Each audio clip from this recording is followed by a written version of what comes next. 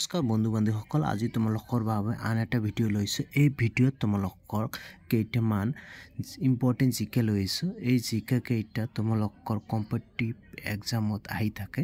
এতিয়া ভিডিঅ'টো আৰম্ভ কৰোঁ। চোৱা, 1 নম্বৰ অৰ্থাৎ তোমালোকৰ 2 নম্বৰৰ পৰা ষ্টাৰ্টিং হ'ব। 11টা কুৱেশ্যন আছে, চাই লোৱা। 2 নম্বৰ কুৱেশ্যন অৰ্থাৎ 1 নম্বৰ কুৱেশ্যন কৈছে যে মানৱ অধিকাৰ দিৱস কেতিয়া পালন কৰা হয় ভাৰতত? কিমান তাৰিখে? এনচাৰ হয় 10 ডিচেম্বৰ। তাৰপিছত চোৱা, 3 নম্বৰটো কোনটো অংগ বিকল হ'লে জণ্ডিছ হয়? অৰ্থাৎ কোনটো অংশৰ অলপ বেয়া হ'লে জণ্ডিছৰ ৰোগ দেখা দিয়ে আমাৰ শৰীৰত? কোনটো? যকৃত। তাৰপিছত চোৱা 4 নম্বৰ কুৱেশ্যন, কিমান বছৰ ব্যৱধানৰ পিছত অলিম্পিক গেমছ অনুষ্ঠিত হয়? ইয়াৰ ৰাইট আনচাৰ হ'ল 4 বছৰ। তাৰপিছত চোৱা, ফিউজ তাৰৰ গলনাংক বেছি হ'ব লাগে নে কম হ'ব লাগে? অৰ্থাৎ তোমালোকৰ ঘৰত ৱাৰিং কৰোঁতে এটা ফিউজ তাৰ লগা হয়, অৰ্থাৎ ফিউজ তাৰত এই গলনাংকটো বেছি হ'ব লাগে নে কম হ'ব লাগে? অৰ্থাৎ যদি কম হয় তেনেহ'লে ভোল্টেজ আপ ডাউনৰ ক্ষেত্ৰত এই ফিউজ তাৰটো গলি যাব। সেইকাৰণে কি হ'ব লাগে? ফিউজ তাৰৰ গলনাংকটো কম হ'ব লাগে। তাৰপিছত চোৱা, তাৰপিছত কৈছে ভাৰতৰ সৰ্ববৃহৎ গুৰুদ্বাৰ কোনটো? অৰ্থাৎ পাঞ্জাৱৰ অমৃতসৰৰ সোণালী মন্দিৰটো হ'ল ভাৰতৰ সৰ্ববৃহৎ গুৰুদ্বাৰ।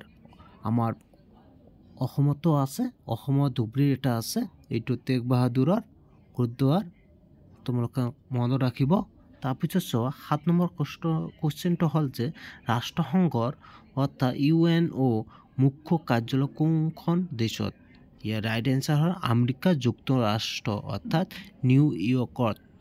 তাৰপিছত চোৱা, 8 নম্বৰ কুৱেশ্যন, পানীৰ তলত থকা ছাবমেৰিনৰ পৰা পানীৰ পৃষ্ঠত থকা বস্তুবোৰ চাবলৈ ব্যৱহাৰ কৰা যন্ত্ৰটো কি?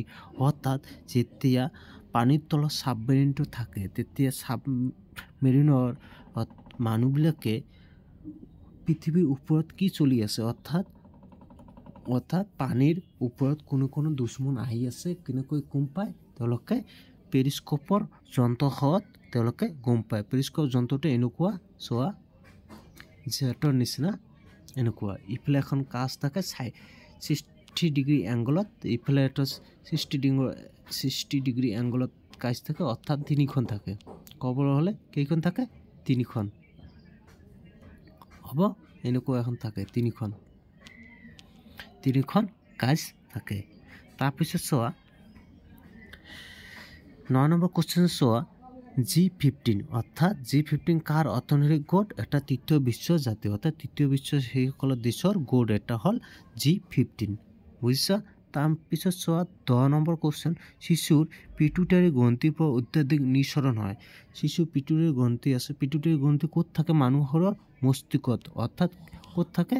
আমাৰ শৰীৰৰ মূৰত থাকে পিটুইটাৰী গ্ৰন্থি। এইটো পিটুইটাৰী গ্ৰন্থি হ'ল সবতকৈ সৰু গ্ৰন্থি। কোনটো? পিটুইটাৰী গ্ৰন্থি। এই উচ্চতা বৃদ্ধিৰ সহায় কৰে।